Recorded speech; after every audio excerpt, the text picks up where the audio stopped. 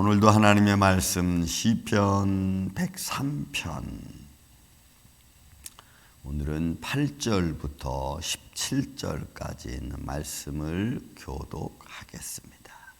8절부터 17절까지입니다.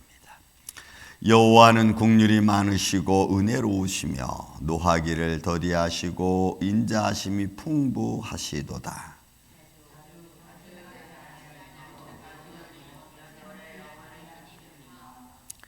우리의 죄를 따라 우리를 처벌하지는 아니하시며 우리의 죄악을 따라 우리에게 그대로 갚지는 아니하셨으니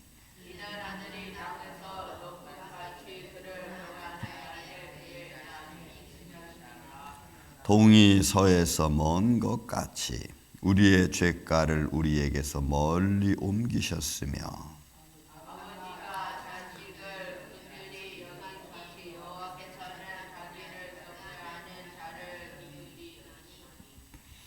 이는 그가 우리의 체질을 아시며 우리가 단지 먼지뿐임을 기억하심이로다.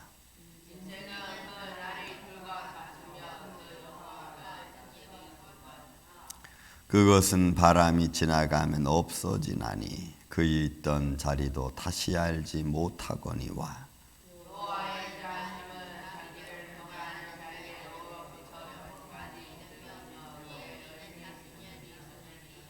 아멘.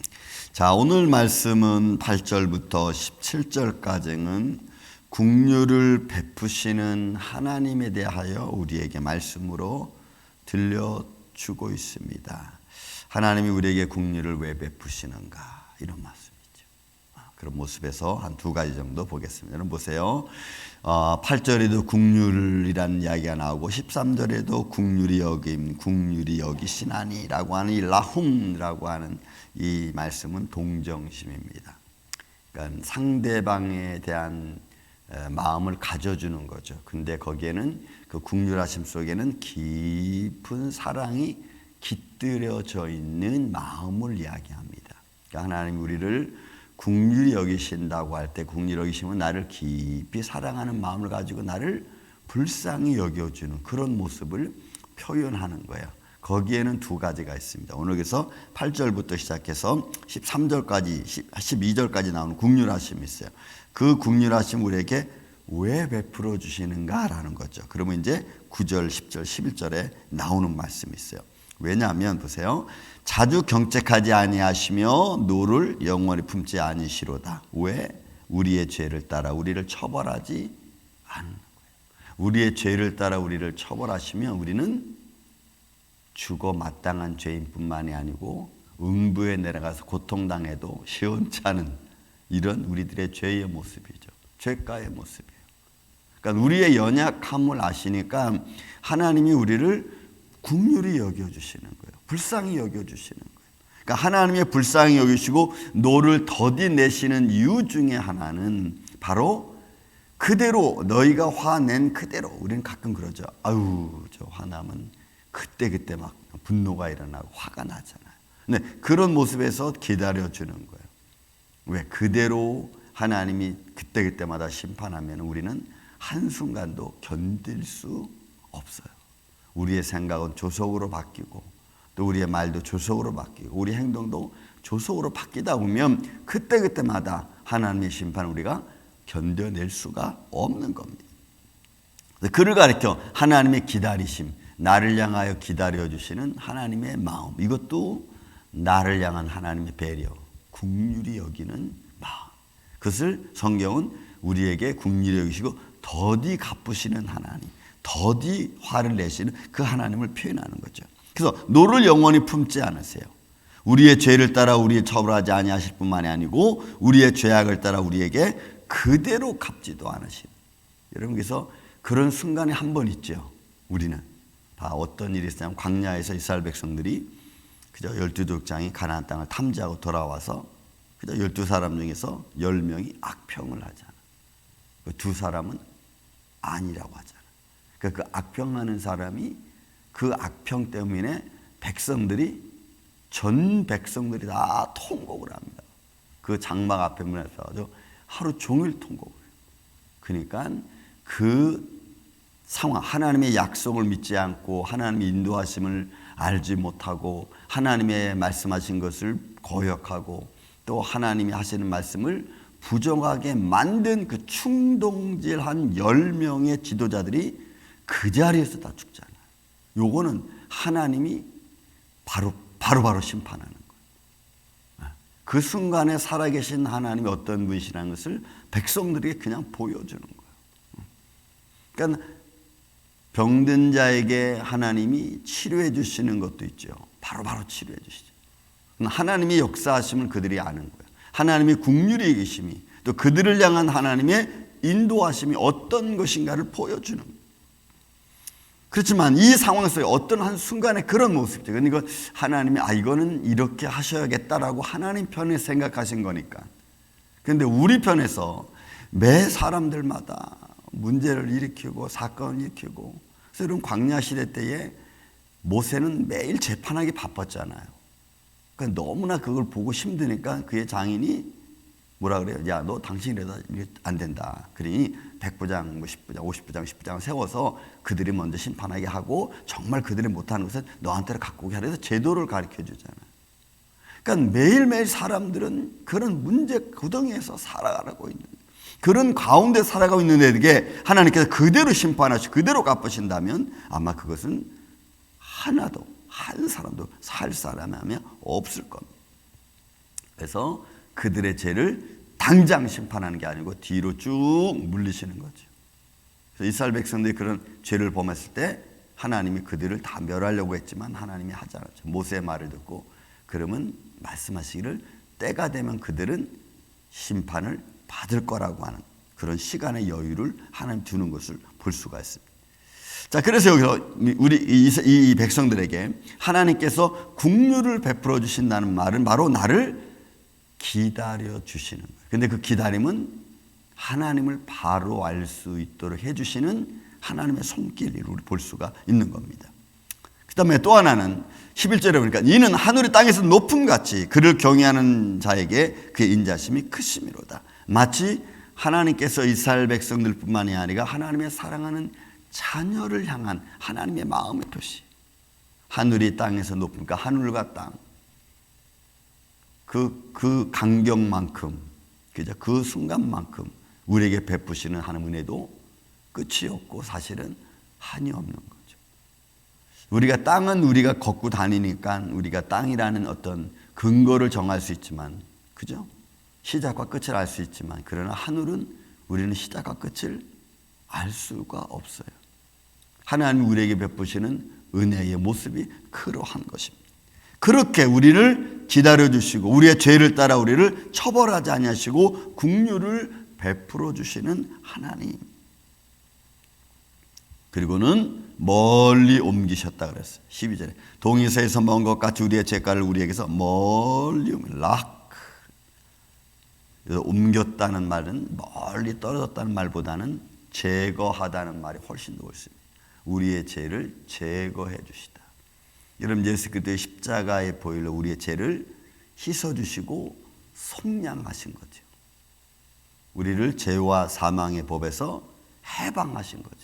이거는 제거지, 멀리 옮겼다는 말보다는 제거의 의미가 훨씬 큰 것을 볼 수가 있어요. 그러니까 하나님이 우리를 기다려 주신다는 것은 씻어주심과 그 다음에 우리를 속량해 주신다는 의미가 훨씬 더 큰 의미를 여러분 가지고 있어요. 그러니까 우리를 사랑하시는 하나님의 긍휼하심, 그 긍휼하심은 깊은 사랑에 근거한다 그랬죠. 그 깊은 사랑에 근거하신 하나님의 손길을 여러분 우리는 매일매일 받고 살아가는, 어느 한순간도 그 손길 안에 우리가 벗어나면 사실은 우리가 어떻게 될지 아무도 몰라. 또 여러분 13절 이하로 보면 하나님의 긍휼하신 것이 또 나옵니다. 아버지가 자식을 긍휼히 여김같이 여호와께서 자기를 경외하는 자를 여러분 긍휼히 여기십니다. 깊은 사랑을 알죠. 이유는 왜 우리를 그렇게 긍휼히 여기시죠? 이유는 우리를 아시기 때문에. 그 아시는 것을 여기서는 체질이라 말씀. 이는 그가 우리의 체질을 아십니다. 이 예체라고 하는 체질은 나를 구성하고 있는 것을 말해요. 인간을 구성하고 있는 물질이 어떤 물질인 건가를 너무나 잘 아시는 하나님. 근데 그 물질을 어디에 비유했냐면 풀에 비유했어. 인생을 그 풀에 비유했어. 그러니까 그런 연약한 자에게 아침에 피었다 저녁에 지는 꽃과 같은 풀은 마르고 시드는 그런 연약한 존재에게 하나님이 긍휼을 베풀어 주지 않으면 정말 살아갈 수 있는 게 아무것도 없어요. 우리의 체질을 아시는 하나님. 그래서 긍휼을 받을 수밖에 없는 우리들이죠. 하나님의 긍휼을 베푸시는 하나님의 기쁜 사랑도 있지만 그런 긍휼을 베풀어 주지 않으면 한순간도 살 수 없는 정말 해가 뜨면 없어지는 안개와 같은 존재들. 그래서 이 체질이라는 말이 바로 그런 거예요. 나를 구성하고 있는 육신적인 것. 여러분 영혼 우리에 보이지 않잖아요. 하나님 부르시면 그냥 가버리고 마는 그런 아주 연약한 체질임을 아시기에 하나님은 우리에게 긍휼을 베푸시는. 그 뒤에는 뭐라고 표현해요? 우리가 단지 먼지뿐임을 기억하십니다. 여러분 이 먼지는 티끌입니다. 여러분 티끌. 그런 존재에게 하나님이 우리가 죄 짓는 대로 심판을 내리시고 죄 짓는 대로 죄악대로 따라 심판하신다면 그 먼지가 살아날 방법이 없죠. 긍휼을 베푸시면 하나님의 손길을 따라 그의 아들을 보내시는 것까지 여러분 포함되어져 있어요. 그러니까 긍휼히 여긴다는 말이 단순히 그냥 내가 불쌍히 여기를 받는구나로 끝나는 게 아니고 그 안에는 나를 너무너무 사랑하셔서 그의 아들 독생자를 보내시기까지 말씀이 육신이 되어 이 땅에 오셔서 우리의 죄를 속량하는 것까지 다 포함하고 있는. 그러니까 여러분 하나님의 말씀 한마디는 그냥 한마디 단순한 그 말로 끝나는 게 아니라 그 깊이와 그 높이는 우리가 측량할 수가 없는. 그러니까 구약과 신약이 다 말씀이 하나로 하나가 되면 그 예수 그리스도, 그죠? 예수 그리스도를 표현하는 말이에요. 에베소에 있는 말씀대로 그 높이와 그 깊이와 그 넓이는 우리가 알 수가 없어요. 다만 그의 긍휼하심이 그런 모습이라는. 그래서 우리 인생들을 15절, 16절, 17절이 인생들의 체질에 관한 비유를 들려주고 있는 말이에요. 우리는 어때요? 먼지라고 표현했고 풀이라고 표현했고 꽃이라고 표현했어. 여러분 이런 것을 보면 아름다움을 갖고 있죠. 꽃의 아름다움이 있고 그죠? 인생의 아름다움이 있고 그러나 그것도 그냥 때가 되면 질 수밖에 없는. 그 가운데 하나님이 우리에게 베풀어 주신 것이 여러분 17절입니다. 여호와의 인자하심은 자비하십니다. 나를 향한 하나님이 사랑해 주시는 표현입니다. 여호와의 인자하심은 자기를 경외하는 자에게 영원부터 영원까지 이르며. 이 18절부터 시작해서 나와 있는 부정사가 있습니다. 갚지 아니하시며 또 그죠? 저의 죄악을 따라 그들에게 하지 아니하시며 이런 것은 다 이런 부정사가 여러분 로야. 하나님은 처음부터 끝까지 그리고 앞으로도 그렇게 하지 않겠다는 거예요. 그러니까 인생의 연약함을 아시는 하나님이시기 때문에 하나님이 그에 따라 처음부터 끝까지 하나님의 원대로 하나님의 심판대로 그렇게 가지 않는 거예요. 하나님의 사랑이 먼저 근거해서. 그러니까 하나님을 경외하는 자를 향한 하나님의 사랑하심도 하나님이 영원부터 영원까지. 그것은 사랑하는 자를 하나님의 모든 걸 사실 걸었습니다. 여러분 하나님의 사랑하는 자를 향해서 하나님은 자신의 전부를 걸었어요. 여러분 이거는 인간도 잘 못하는 거잖아요. 왜요? 자기가 여기까지 오셨잖아요. 본인이 말씀이 육신에 오셨잖아요. 자기를 사랑하는 자를, 자기를 경외하는 자를 위해서 자신의 전부를 걸으신 분이에요. 그것도 분명한 약속을 통해서, 언약을 통해서. 그러니 그 사랑의 깊이는 우리가 측량할 방법이 없는. 근데 그 하나님에 대한 우리의 마음은 인간은 실쭉빼쭉하잖아요. 실쭉빼쭉. 그럴 수 없는. 여호와의 인자하심은 자기를 경외하는 자에게 영원부터 영원까지 이르며 그의 의의는 그를 사랑하는 자손에게까지도 끝까지 미치는 거예요. 그러니 여러분 오늘도 우리는 이 하나님의 사랑과 긍휼하심에 거하는 하나님의 삶을 우리에게 주시는, 은혜를 주시는 그런 믿음 안에 사는 저와 여러분인 줄로 믿습니다. 우리가 이런 마음을 잃어버리지 않는 게 중요해요. 나를 향한 하나님의 긍휼하심과 나를 향한 하나님의 사랑의 표현들, 나에게 전부를 거신 하나님의 십자가를 우리가 바라보면 과연 나는 내 인생을 얼마큼 하나님께 걸고 살아가고 있는가. 나의 연약함을 아시고 나의 구성물질도 아셔서 친히 나를 지켜주시는 하나님의 손길, 그 손길 안에서 오늘도 저 여러분이 평안을 얻고 믿음으로 세워져가는 복된 하루가 되시기를 예수님의 이름으로 축원을 드립니다. 사랑과 은혜가 많으신 아버지 하나님, 한순간도 우리를 주님의 능력의 손길 안에서 놓지 마옵소서. 우리 마음에는 근심과 걱정이 쉼없이 다가옵니다. 그러나 그 순간순간 하나님 우리를 향한 긍휼하심이 있기에, 기쁜 사랑의 모습이 있기에, 또한 그 사랑하는 자를 향하여 자신의 전부를 거두셨던 주님의 사랑이 있기에 오늘도 우리가 이렇게 살아가고 있는 줄 믿습니다.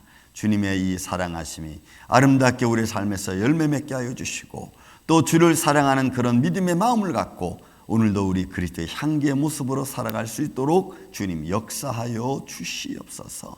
오늘도 주님이 우리에게 주신 이 아름다운 긍휼하심의 손길을 통하여 우리가 담대히 내 이웃을 이루하며 살아가는 복된 인생이 되기를 원합니다. 성령님이 주님의 몸된 교회와 예배자들 위에도 오늘 이 하루 이렇게 풍성한 열매로 우리에게 함께하여 주실 줄로 믿사오며 사랑이 많으신 예수님의 이름으로 기도하옵나이다. 아멘.